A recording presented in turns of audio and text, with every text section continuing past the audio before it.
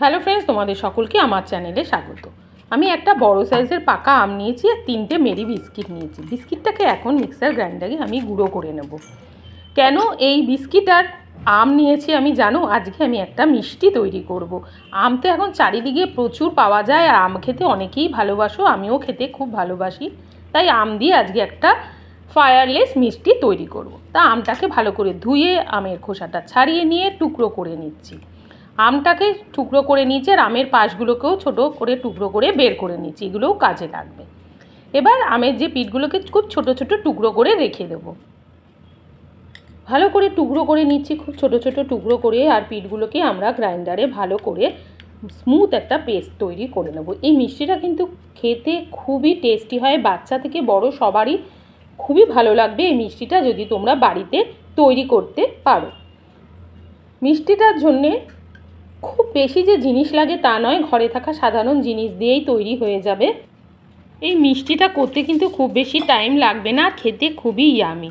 তো আমি ছোট করে টুকরো করে রেখে দিয়েছি আর আমের পিঠের অংশগুলোকে আমি এবার মিক্সার গ্রাইন্ডারের মধ্যে দেব আর তার মধ্যে গুঁড়ো করা চিনি দেবো 2 চামচ, দিয়ে ভালো করে স্মুথ একটা পেস্ট তৈরি করে নিয়েছি। এরপরে আমরা একটু বাটার নেব, 1 চামচ মতন বাটার একটা বাটির মধ্যে নিয়ে নেব। এটাকে একটু মেল্ট করে নেব। মেল্ট করে নেওয়ার পর যে আমি বিস্কিটটাকে গুঁড়ো করে রেখেছিলাম, মেরি বিস্কিটটাকে, সেটা দিয়ে বাটারটাকে ভালো করে মিশিয়ে নেব। বাটারের সাথে বিস্কিটটা মিশিয়ে রেখে দিলাম। আর একটা বাটি নিয়েছি কাচে, তার মধ্যে বিস্কিটের যে গুঁড়োটা আমি বাটার দিয়ে মিশিয়ে রেখেছিলাম সেটাকে আমি চেপে চেপে এর মধ্যে দিয়ে দেবো। দিয়ে দেওয়ার পরে আমরা আরেকটা বাটি নেব। বাটির মধ্যে একটু যে কোনো আইসক্রিম তোমরা নিতে পারো, কিন্তু রঙিন নয়, সাদা যে কোনো আইসক্রিম, তোমরা ভ্যানিলা হোক যে কোনো আইসক্রিম নিতে পারো। নিয়ে তার মধ্যে 1 থেকে 2 চামচ ক্রিম দেব। ক্রিম দেওয়ার পর ভালো করে মিশিয়ে একটু পাতলা করে নেব। এরপরে যে আমরা আমের পাল্পটা তৈরি করে রেখেছিলাম, স্মুথ একটা পেস্ট করেছিলাম বিস্কিটের ওপরে, সেই আমের পেস্টটাকে আমরা ভালো করে দিয়ে দেব। পুরো বিস্কিটটা যাতে ঢেকে যায় সেইভাবেই আমাদের একটা চামচও কিছু দিয়ে ভালো করে চারিদিকে বিস্কিটের ওপর হালকা হাতে ছড়িয়ে দিতে হবে। ঠিক আমি যেভাবে দিচ্ছি এইভাবে তোমরা ছড়িয়ে নিতে পারো। এরপর আমরা বাটির মধ্যে যে আইসক্রিম আর ক্রিম দিয়ে একটা মিশ্রণ তৈরি করে রেখেছিলাম, মিশ্রণটা একটু পাতলা করেই করতে হবে।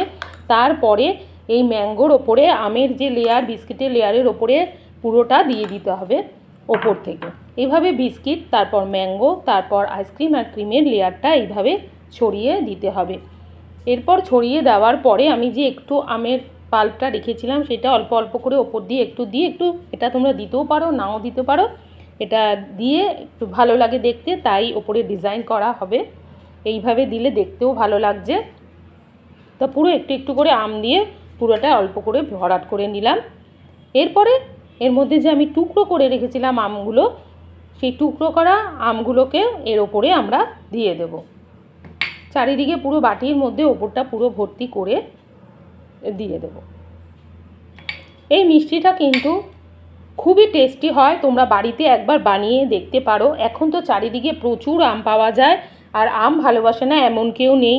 দেখো তৈরি হয়ে গেছে আজকে আমের সুন্দর একটা ফায়ারলেস ডিজার্ট। এরপর নর্মাল ফ্রিজে রেখে দেবো 1 ঘন্টা। ঠান্ডা ঠান্ডা মিষ্টিটা খেতে কিন্তু খুবই ভালো লাগে।